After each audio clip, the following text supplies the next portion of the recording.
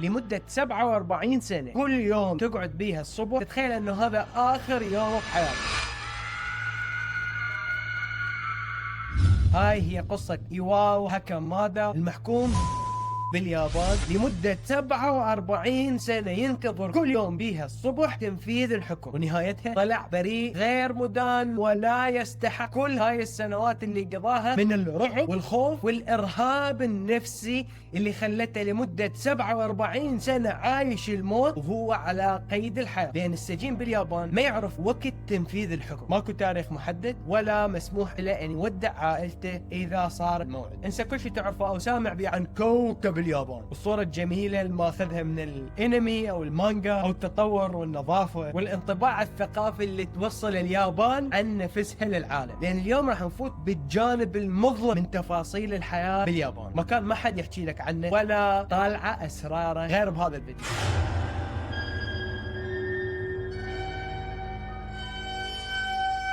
خلينا نرجع العام 1966. ايواو هاكامادا ملاكم محترف يشتغل مصنع، يوم من الايام يصير حريق بيت صاحب هذا المصنع، الشرطة تروح لمكان الحريق وتكتشف جثة صاحب المصنع، زوجته واطفال 2 بالسكين. المجتمع الياباني بصدمة والشرطة تحت ضغط دور على قاتل هاي العائلة والمتسبب بالحريق. هنا منو كان كبش الفداء؟ صديقنا ايواو. الشرطة اعتقلته، وشنو صار داخل غرف التحقيق وياه؟ اعتقال بدون محامي لمدة 23 يوم، تحقيق لمدة 16 ساعة كل يوم، ضرب وإهانة وحرمان من النوم وممنوع يروح للحمام، إذا حصل تسويها على نفسك وماكو مي.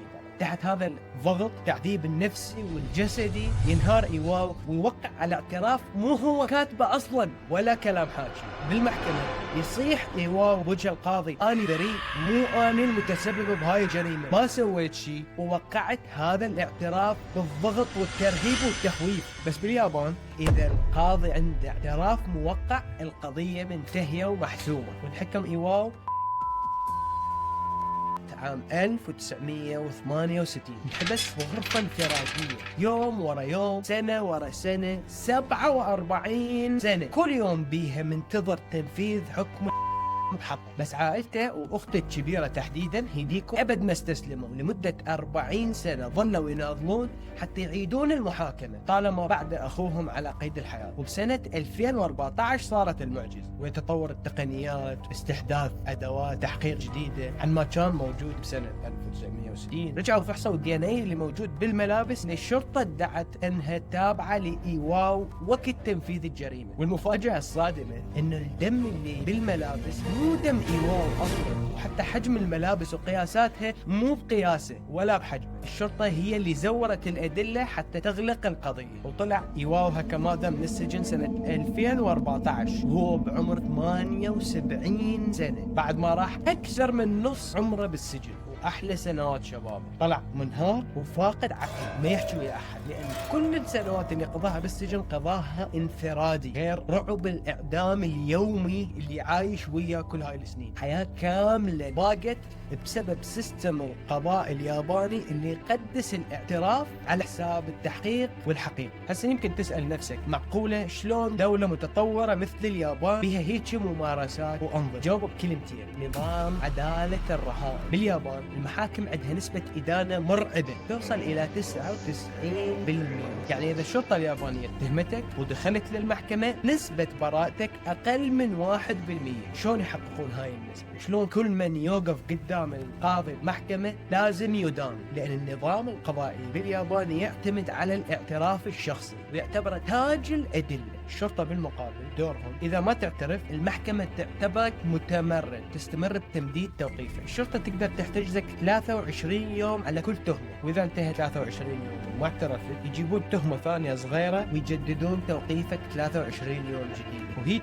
ظل رهينة عندهم إلى أن تنكسر وتعترف. وهذا بالضبط اللي صار ويا المواطنة اليابانية كيكو أوي سنة 1995. كيكو احترق بيتها، قدرت تنقذ بيتها بس للأسف وللأسف بنتها الصغيرة عمرها 11 سنة ماتت بالحريق، ما لحقت تنقذها. وبدل ما الشرطة تواسي الأم المفجوعة اتهموها إنه هي اللي حرقت البيت حتى تاخذ فلوس التأمين. أخذوها للتحقيق وهي بعدها تحت صدمة الفاجعة فقدان بنتها بالحريق، ساعات من الصراخ والتحقيق والضغط النفسي. قالت لهم أنا ما سويت شيء. قالوا لها أنت أم سافلة مجرمة، اعترفي. تحت هذا الانهيار العصبي وقعت الورقة اللي هم مجهزيها وكاتبيها لها، ورقة الاعتراف. انحكمت بالسجن وقضت 21 سنة من حياتها بالظلم. بعد 21 سنة بمساعدة منظمات حقوق الإنسان تم إثبات أن الحريق صار من تسريب الغاز الموجود بخزان السيارة بالجراج أسفل المنزل. وبالفعل طلعت بريئة وتعاضت ب 750 ألف يورو. بس من يرجع ال 21 سنة اللي ضاعت من حياتها؟ هسه خلونا ندخل داخل السجن الياباني نفسه. تخيل تم الحكم عليك ووصلت للسجن الياباني، أول شيء راح يصدمك هو الصمت، ماكو أي صوت. السجن كأنه مقبرة. خلونا نشوف يوميات السجين الياباني بالتفصيل. ساعة 6:45 بالضبط كل يوم نفس التوقيت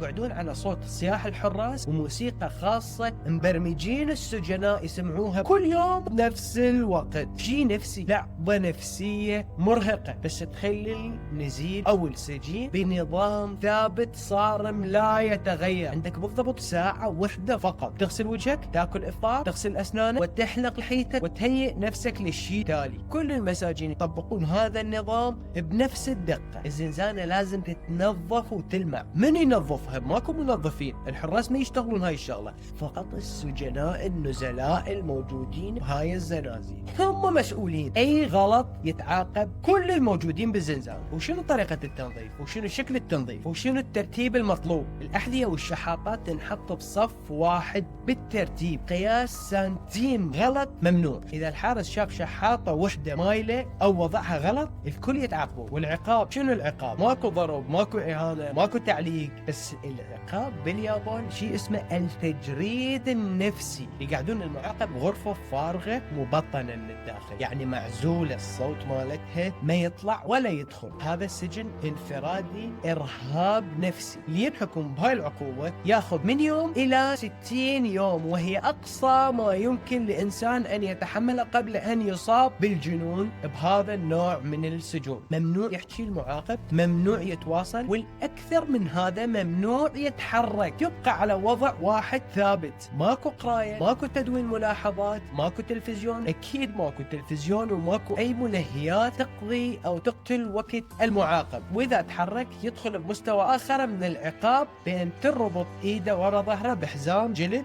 ويبقى بهاي الغرفة، مع إجبار على الجلوس وضعية معينة على الأرض غير مريحة أبدا. الساعة 57 بالضبط يطلعون النزلاء السجناء للعمل. طابور عسكري يمشون به السجناء ويرددون أرقامهم بدون غلط، كل يوم نفس الطريقة. يشتغلون 8 ساعات كل يوم، صناعة الأحذية، الأثاث، الموبيليا، مختلف أنواع الأعمال. والرهيب أنه طول فترة عملهم بالمشاغل والمصانع ممنوع أي أحد يحكي ويا الثاني، وأي أحد فاد يطلب مساعدة أو يسأل شيء لصاحبه اللي دا يشتغل وياه لازم يرفع إيده ويستأذن الحارس يلا يحكي. بالنهاية اليابان قدرت تبني واحد من أكثر الأنظمة صرامة وأقلها بمعدلات الجريمة بكل العالم. قدرت تسوي نظام أمان عالي جدا بالشوارع، بس هذا الأمان كان به ثمن يدفعه من يفكر أن يعتدي على النظام والسلم الاجتماعي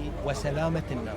رغم هواية ناس يظلمون بالنظام الياباني بسبب طريقة انتزاع الاعترافات ونمط المحاكمات، والقصص تبقى تستمر يوم بعد يوم، لكن اليابانيين بشكل عام يقدرون مستوى الأمن اللي قادرة دولتهم توفره لهم. اليابان بلد يقدس الهارموني والنظام والترتيب، بس هذا النظام كان قاسي وحش. يقول لنا انه خلف الشاشات والمشاهد والمناظر الحلوة الجميلة اكو خفايا واسرار ما نشوفها بعيننا. ورا كل نظام يشتغل بشكل صحيح حلو اكو من يدفع الثمن. اكتب لي بتعليقات شنو رأيك؟ هل تشوف النظام الياباني صارم قاسي بس هو الحل الامثل المطلوب للقضاء على الجريمة والسيطرة على ضعاف النفوس لو تشوف انتهاك صارخ لحقوق الإنسان. اكتبوا لي بالتعليقات آراءكم يا أعزائي حول قصة السجون والنظام القضائي باليابان، ولا تنسون من زر الاشتراك ودعم هاي القناة. لا يزال الكثير عندنا. سويت قائمة منفصلة